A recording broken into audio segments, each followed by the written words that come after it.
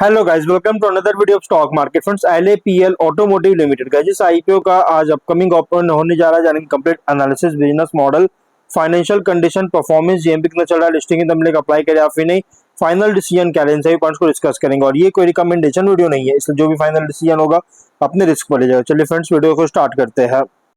तो guys, IPO 6 को open हुआ था है आज के दिन और से 10 अगस्त क्लोज किया जाएगा। 3 डे आईपीओ है और लिस्टिंग डेट है 13 अगस्त का। 10 रुपीज का फेस वैल्यू, 88 टू 94 रुपीज का प्राइस बैंड, 1200 शेयर्स की lot size, fresh capital book build IPO 32 crore, issue size 34.4 lakh shares issue किया गया। स्टॉक ब्रोकिंग और मानसिक शेयर एंड स्टॉक ब्रोकिंग इसके मार्केट मेकर है, जो कि बीएसई एसएमई पे लिस्टिंग किया जा रहा है। अलॉटमेंट डेट 11 अगस्त का, 12 को रिफंड रिलीज किया जाएगा। शेयर्स डिमेट अकाउंट में क्रेडिट होगा। ऑफर दिया गया है क्यूआईबी, एंकर इंक्लूड नहीं करेंगे, जो कि लगभग 19% बिग एचएनआई, 9.6 स्मॉल एचएनआई, 4.8 और रिटेल 33.3% ऑफर दी गई है, जो कि रिटेल ओनली 2 लॉट अप्लाई कर सकते हैं। 2400 शेयर्स में 2.2 लाख रुपीज पे करना पड़ेगा।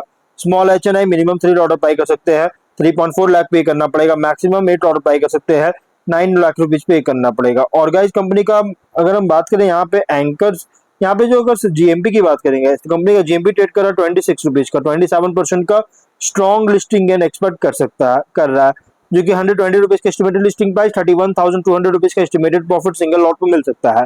बिजनेस की बात करें 2004 में इनकॉर्पोरेट किया गया था और ये कंपनी जो है ये wide range of automotive components और एक्सेसरीज का डिजाइनिंग, मैन्युफैक्चरिंग और सप्लाइंग में इंगेज है, के बिजनेस में इंगेज। और कंपनी जो है सो ऑटोमोटिव लाइटिंग और सिग्नलिंग प्रोडक्ट्स का मैन्युफैक्चरिंग में स्पेशलाइज है, जो कि ओडीएम और ओबीएम दोनों एज ऑपरेट कर रही है एलएपीएल ब्रांड के अंडर, और डिजाइनिंग एंड मैन्युफैक्चरिंग कर रहा है ऑटोमोटिव कंपोनेंट्स का, जो कि औरंगाबाद महाराष्ट्र में है, जिसे टेलर्ड और हाई क्वालिटी सॉल्यूशंस क्लाइंट्स को और व्हीकल मैन्युफैक्चरर्स को डिलीवर कर रही है। मैन्युफैक्चरिंग फैसिलिटी जो है ये स्ट्रेटेजिकली लोकेटेड है MIDC Waluj area of Aurangabad Maharashtra में, जो कि इक्विप्ड है state of the art machinery, tool room facilities और डेडिकेटेड टेस्टिंग लैब के साथ, जो कि हाईएस्ट क्वालिटी स्टैंडर्ड्स इंश्योर करता है। लेकिन प्रोडक्ट पोर्टफोलियो, जो कि अगर लाइटिंग डिवीजन के अंडर कंपनी जो मैन्युफैक्चर करता है एसेंशियल ऑटोमोटिव लाइटिंग कंपोनेंट्स, जैसे tail lamps, blinker lamps, head lamps, meeting और एआईएस स्टैंडर्ड्स मीट कर रही है सेफ्टी, विजिबिलिटी और ड्यूरेबिलिटी के लिए अलग अलग ड्राइविंग कंडीशंस में। और मोटर डिवीजन के अंडर, जो कि company starter motors, wiper motors, rotors और जो कि मैन्युफैक्चर करता है, ये ड्यूरेबिलिटी, इफिशिएंसी और कॉम्प्लायंस इंश्योर करता है रिलायबल परफॉर्मेंस के लिए स्टैंडर्ड्स के साथ, जो कि 2 और 3 व्हीलर्स में अलग अलग कंडीशंस के अंडर। और मिरर डिवीजन के अंडर अगर हम बात करें तो कंपनी जो रियर व्यू मिरर्स मैन्युफैक्चर करता है 2 और 3 व्हीलर्स के लिए, और जो कि क्लियर विजिबिलिटी, ड्यूरेबिलिटी और एंटी ग्लेयर फीचर्स जो कि ऑफर कर रहा है। और ये जो सेफ्टी, एरोडायनामिक एफिशिएंसी और इजी इंस्टॉलेशन डिजाइन के लिए डिजाइन किया गया। 30 जून के अकॉर्डिंग 73 परमानेंट एम्प्लॉयज और 135 कॉन्ट्रैक्ट लेबर एम्प्लॉयज कंपनी में काम कर रहे थे। तो कंपनी जो बिजनेस कर रही है हाईली कॉम्पिटिटिव फ्रैगमेंटेड सेगमेंट में ऑपरेट हो रहा है। इसके कॉम्पिटिटर की बात करेंगे तो गाइस, इसमें कॉम्पिटिटर अगर देखा जाए तो मिंडा कॉर्पोरेशन, फाइम इंडस्ट्रीज या फिर Happy Steels, Auto Furnish, Gallard Steel, ये सभी इसके कॉम्पिटिटर है।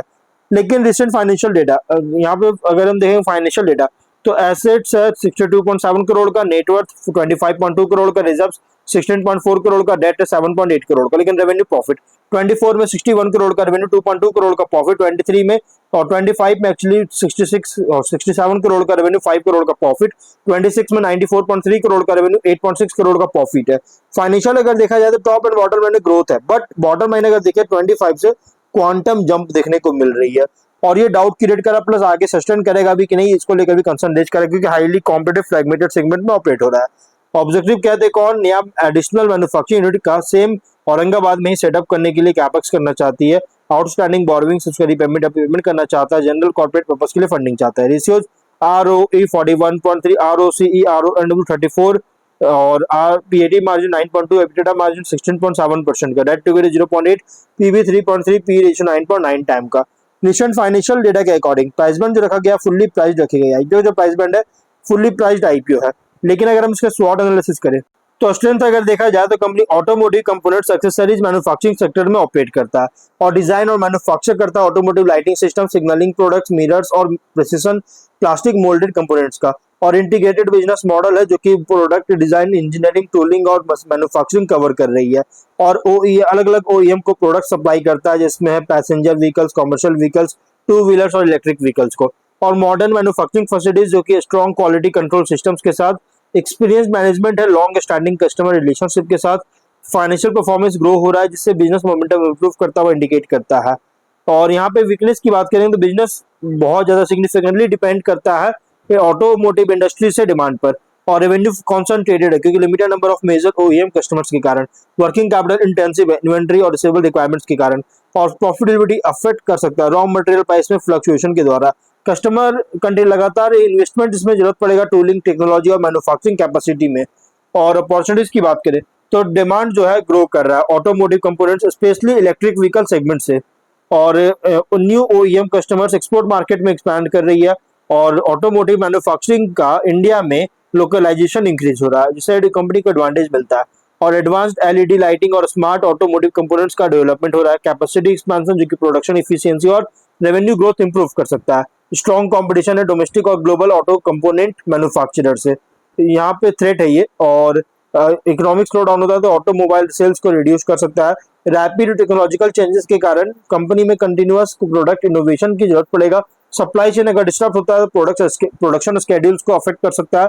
Raw material price volatility operating margin impact कर सकता है।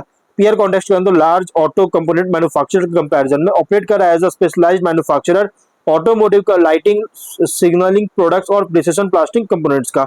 और कंपनी कम्पीट करता है product quality, engineering capabilities, manufacturing efficiency, customer relationship और इंटीग्रेटेड प्रोडक्शन फैसिलिटीज पर। और इन्वेस्टर के लिए आईपी रिप्रेजेंट कर रहा है automotive components and engineering sector पे, जहां लॉन्ग टर्म ग्रोथ डिपेंड करता है OEM customer additions, export growth, operational efficiency और automobile and electric vehicle industries से डिमांड इंक्रीज हो रहा है इस पर।